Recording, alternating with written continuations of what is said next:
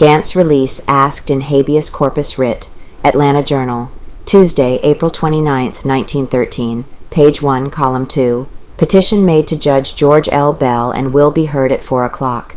James Milton Gantt, charged with the murder of Mary Phagan, is seeking his release upon a writ of habeas corpus. Petition for such a writ was made Tuesday morning to Judge Bell of the Superior Court, and he directed that a hearing be had at 4 o'clock Tuesday afternoon. Judge Gober, attorney for Gantt, made the petition and will argue Tuesday afternoon for the immediate release of the former bookkeeper. Gantt sets forth in his petition to Judge Bell that he is absolutely innocent of the crime of which he is accused, and that his detention by the police is without reason or authority. Gantt was arrested Monday about noon in Marietta, as he was on his way from Atlanta to his mother's home, who lives in the country a short distance from Marietta. He was arrested as he stepped from the streetcar, and was retained Monday afternoon to Atlanta and lodged in police station on the charge of having murdered Mary Phagan. Upon his arrival he was reluctant to talk, but at police station he made a vigorous statement in which he denied any knowledge of the murder of the four, page 4, column 4, Gantt's release, asked in habeas corpus writ witnesses, positive teen-year-old girl, and gave a clear explanation of his visit to Marietta, demands immediate hearing. Judge Gober, who is a relative of his and who came to his assistance as attorney, demanded an immediate hearing for the prisoner. But Chief of Detectives Lanford announced Tuesday morning that neither Gantt nor Arthur Mullinax would be given an immediate hearing and that both would continue under arrest. Immediately after this announcement, Judge Gober presented to Judge Bell the petition for a writ of habeas corpus, and the petition was set for an immediate hearing Tuesday afternoon. At this hearing, the police will be called upon to advance whatever evidence they have to connect Gantt with the murder, and he will offer a defense based upon his own statement and that of his sister, Mrs. F.C. Terrell, of 284 East Linden Street.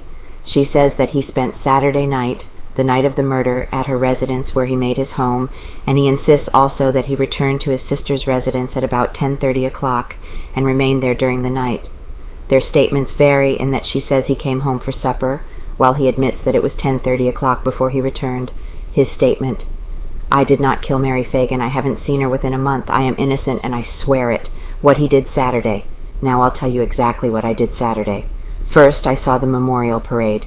Then I got with some friends, and we walked over town a little, here and there, but to no particular place.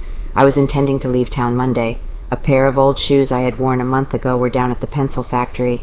I used to work there, you know, and they were left on the first floor. I wanted to get them and asked Mr. Frank, the president of the plant, if I could get into the building. He said I could, and referred me to the Negro night watchman. I got into the building and found the shoes. I didn't stay but a short while. About 7:30 o'clock I met two friends. We went to a pool room uptown and played pool until 10:30 o'clock. I didn't play, but sat around and watched the other fellows.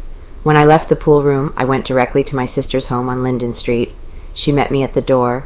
I went straight to bed and was asleep almost the moment I hit the mattress. Heard of murder. "Where were you when told of the murder?" he was asked. "I got up late Sunday morning. That night I went to see Miss Annie Chambers, of 18 Warren Place, with whom I have been going ever since Christmas. We were sitting in the parlor. Her little brother, Philip, came in with a story about a girl being murdered in the pencil factory. I was acquainted with most of the girls that worked there. I asked him what was the girl's name. "I don't know," he answered. "They haven't identified her yet." It was about 8 o'clock at night then. That was the first I knew of the killing. When I left Miss Chambers' home, I went to my sister's house and to bed. Knew her as a child. In denying the charge that he was infatuated with Mary Phagan, Gantt said, "When she was a little girl about 10 years ago, I knew her in Marietta. They lived close to the home of my family in Cobb County. Then I knew her again when she worked in the pencil factory.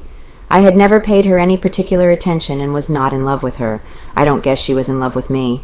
She never said anything if she was, and she didn't show any signs that would indicate it. I could wring the neck of whoever accuses me of such a thing," he blazed. "It's the most atrocious crime I've ever heard of. I never could have conceived it, let alone commit it. The man is a murderer who would unjustifiably accuse another of such a deed."